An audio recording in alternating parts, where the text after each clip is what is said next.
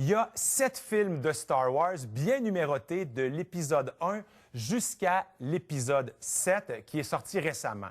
Si on regarde l'ordre dans lequel ils sont sortis, on commence avec la trilogie, dis-je, d'origine, c'est-à-dire les épisodes 4, 5 et 6. Ils sont sortis dans la fin des années 70, début 80, donc de 77 à 83. Par la suite, il y a eu un bon moment d'attente et de patience et George Lucas a sorti les épisodes 1 à 3 où on voyait la naissance de Darth Vader et la montée de l'Empire. Et en 2015, on a eu droit à le dernier épisode, Le Réveil de la Force, qui était le 7e volet, donc qui suivait l'épisode 6 de 1983. Maintenant, si on regarde l'ensemble des films, Rogue One, c'est une histoire de Star Wars, donc ça vient remplir des espaces entre des films et il se trouve là, précisément là, juste avant l'épisode 4, là, ici, là, pas dans le milieu, là. C'est quelques jours, voire quelques semaines avant l'épisode 4. Okay. Si vous regardez Star Wars A New Hope, Un Nouvel Espoir, l'histoire de Rogue One, elle est dans le générique de début. On parle de plan de l'Étoile Noire ou de l'Étoile de la Mort. On parle de rebelles qui ont réussi à envoyer via transmission ces fameuses données. Et ça ne fait pas l'affaire de Darth Vader.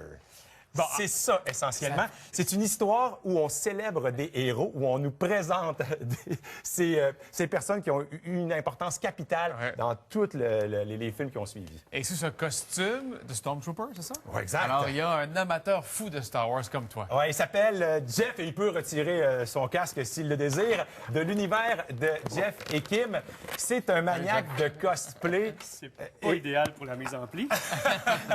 Donne-moi. Oui. Il est à peine plus maniaque que moi, mais j'avoue que j'ai un grand respect pour son œuvre, pour son art, parce que c'est lui qui fait tout ça. Ah oui, wow! C'est une belle passion. Dans le fond, qu'est-ce que je fais, c'est j'assemble. On est une grande communauté à travers le monde. On a à peu près 10 000 membres. Et qu'est-ce qu'on fait, c'est qu'on on se donne des conseils. On va fabriquer, certaines personnes vont fabriquer certaines parties de costumes. Moi, je vais les assembler. Moi, ma force, c'est la peinture, l'exactitude des matériaux utilisés pour avoir des choses vraiment identiques au film. Donc, toi, quand tu as vu Rogue One, tu l'as vu avec un œil fanatique, mais tu l'as vu aussi avec un œil de fabricant, si on veut. Exactement. Ben, moi, je fais ça par passion. C'est pas mon métier, mais tout le long du film, là, je regardais les détails, les petits... les costumes sont incroyables dans ce film-là. C'est de loin mon préféré de toute la série au complet. On a une partie de ta collection que tu as faite ici. Tu en as beaucoup de pièces comme ça? J'ai beaucoup de pièces à la maison. J'ai commencé comme collectionneur. Puis après ça, j'ai commencé à vouloir avoir des choses grandeur nature. Fait que j'ai commencé à fabriquer pour m'informer sur différents forums. Fait que donc, c'est des pièces d'ABS, de la fibre de verre, du tissu que je vais saler et user. Parce qu'une verre de Star Wars, c'est pas propre. Ouais, ce que j'aime, c'est le fait que ça soit... c'est du véhicule. C'est du véhicule. Fait que la poussière, je vais rajouter avec de l'acrylique, du sable, des choses comme ça. Donner un côté réaliste au costume. Est-ce que j'ai lu ce matin des commentaires très élogieux par rapport à ce film? Est-ce que vous l'avez aimé aussi?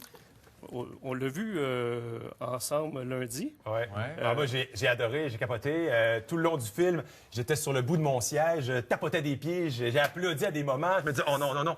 Oh, je peux pas croire qu'on fait un clin d'œil à ça. C'est un film subtil, intelligent, brillant. C'est un film de guerre où il est très peu question des Jedi. Parce que dans la ligne du temps que je vous ai présenté, on est dans un moment où ça va extrêmement bien pour l'Empire et où l'Alliance rebelle est en train de se former. Et au sein même de l'Alliance, il y a des divisions.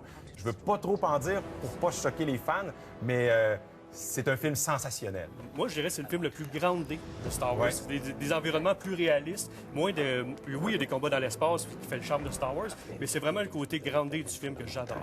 Oui, c'est des... Il n'y a pas de super pouvoir là-dedans. C'est des gens normaux qui se battent contre l'Empire. Bon, les gens en parlent, j'ai encore écrit ça. Je le dis, là, c'était excellent.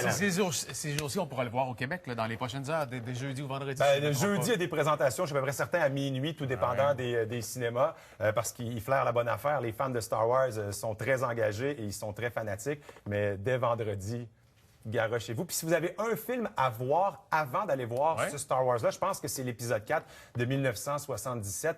Qui va même gagner, je dirais, en pertinence grâce à la création de ce film Rogue One-là qui a dépassé mes attentes. Ouais. Est-ce que c'est toi qui les moule, tes formes? Non, on a des réseaux de contacts qui vont mouler. Moi, je vais faire les ajustements. Je vais assembler ce costume-là, puis je vais le faire de la même façon. Ça a été fait des années 70, avec les rivets, pas de velcro, des matériaux qui n'existaient pas à l'époque. Donc, c'est beaucoup de recherche, mais Ben oui, ça je fait comprends. partie du plaisir. Là. Et merci d'être passé nous voir. Ça me fait matin. plaisir, Bonne puis- frénésie de Star Wars. Merci. Puis on peut voir tous mes costumes sur nos réseaux sociaux, l'univers de Jeff et Kim. Il y a beaucoup de visites de conventions ou des choses comme ça. L'univers de Jeff et Kim. Exactement. Excellent. Merci beaucoup pour ces précisions. Tu vois-tu? Ben oui. OK.